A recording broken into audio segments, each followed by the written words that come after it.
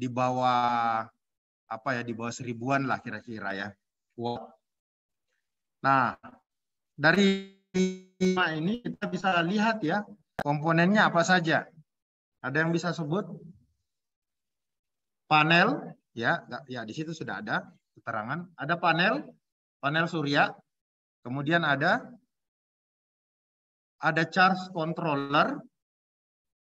Kemudian ada baterai ya, penyimpanan, ada baterai, dan kemudian ada inverter.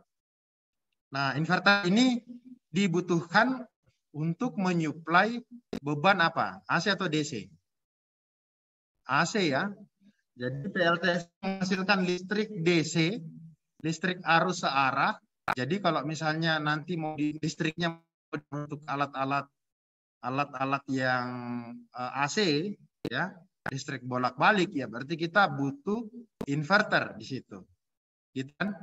Kita butuh inverter. Kalau misalnya ada sistem solar home system yang semuanya DC, berarti kalau semuanya DC kita tidak perlu inverter.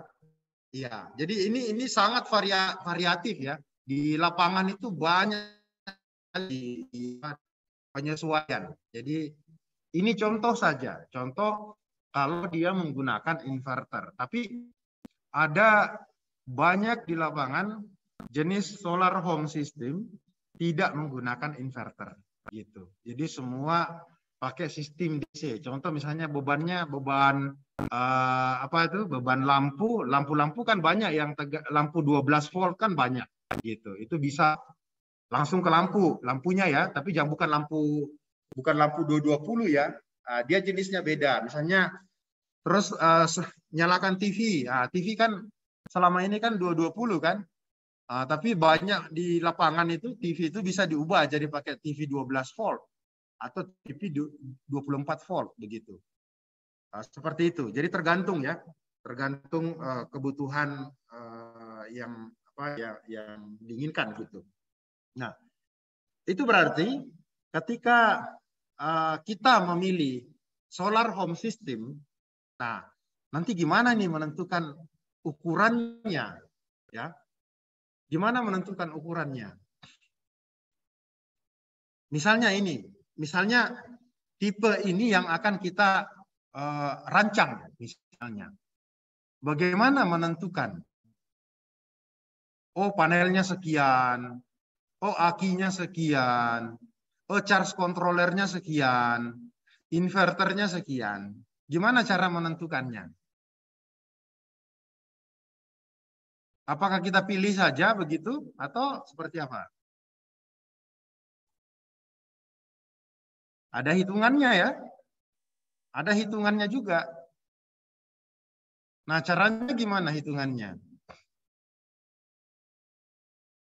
Nah, nanti kita lihat lah ya. Mau jenisnya apa, semua berdasarkan hitungan. Gitu. Kita coba-coba saja ya. Kalau coba-coba ya nanti bisa gagal kayak gitu atau tidak mencukupi. Gitu ya. Nah, ini yang pertama, solar home system.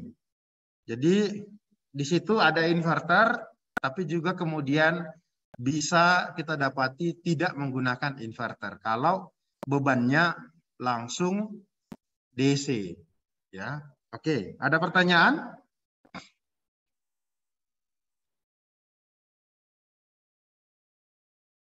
Masih gampang ya. Nah, kedua, PLTS yang terpusat atau komunal. Kira-kira gambarnya kayak gini. Biasanya kapasitasnya lumayan ya, lumayan besar. Terdiri dari apa saja komponennya? Panel surya, pasti panelnya ada ya. Pasti panel ada, enggak mungkin panel enggak ada. Kalau enggak ada panelnya, listriknya mau dari mana? Gitu. Panelnya, terus kemudian apa lagi di situ? Di gambar itu apa saja? Panel, kemudian ada baterai, ada enggak? Baterai ada ya. Tadi ini masuk kelompok off grid. tipe kelompok off-grid itu punya baterai, punya aki, punya tempat penyimpanan. Yang on-grid tidak punya baterai. Itu aja membedakan dua kelompoknya itu. Gitu ya. Nah, ada baterai apalagi di situ ada? Kalau ada baterai berarti harus ada charge controller. Terus mau atur pengisian aki gimana? Baterai gimana kalau ada alat itu? Jadi harus butuh charge controller. Terus apa lagi?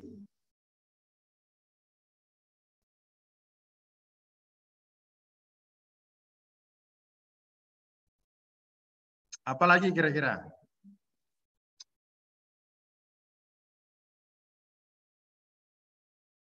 Inverter harus ada enggak?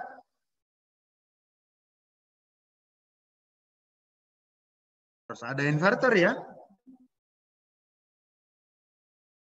Jadi inverter harus ada. Ini ada di sini gambarnya. Ini.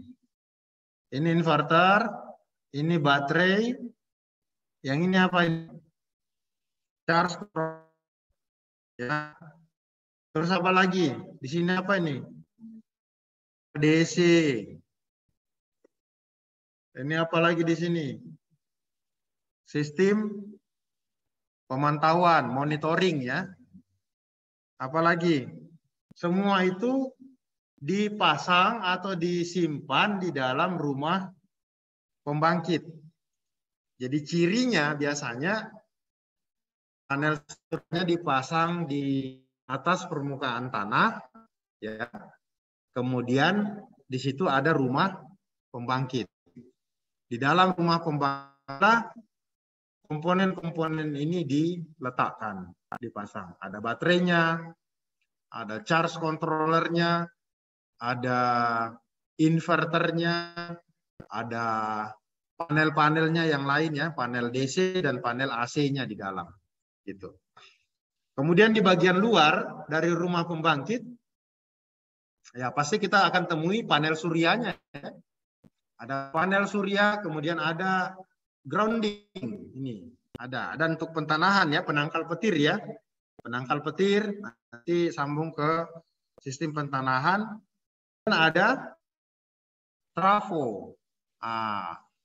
Biasanya ada trafo ya, ada juga yang tidak pakai trafo, tergantung, nanti tergantung, ada yang pakai trafo, ada yang tidak pakai trafo, seperti itu. Jadi ini di lapangan macam-macam ya konfigurasi. Kalau dia jaraknya dekat dari rumah pembangkit sini, biasanya langsung disalurkan saja, tidak pakai trafo lagi. Jadi langsung disalurkan ke beban tegangan rendah. Jauh, ya. Berarti nanti dia disambung ke sistem tegangan 20 V. Nah, ini kan listriknya dari inverter ini kan rata-rata 220 ya. 3 fasa 220 380. Jadi listrik keluar dari inverter sebesar itu. Nah, kemudian nanti untuk kalau misalnya letak lokasinya ini agak jauh begitu ya dari rumah, dari pemukiman, berarti biasanya pakai trafo dulu. Nanti pakai trafo masuk ke jaringan 20 kV, nanti baru diturunkan lagi untuk masuk ke penyambungan ke rumah-rumah. Seperti itu ya. Nah, ini modelnya PLTS komunal atau yang terpusat. Biasanya kapasitasnya macam-macam. Saya dapati di lapangan ada yang ukuran 100 kW, 100 kWp, ada yang sampai 400 kWp, ya, ada yang 50 kWp, macam-macam. Tergantung nanti di lapangan. Saya dapati yang kapasitas 30 kWp itu tidak pakai trafo. Jadi ada di pedalaman Papua itu 30 kWp, tapi tidak pakai trafo. Nah, kalau pakai trafo rata-rata. Jadi tergantung ya di lapangan. Nah, itu jenisnya untuk yang terpusat atau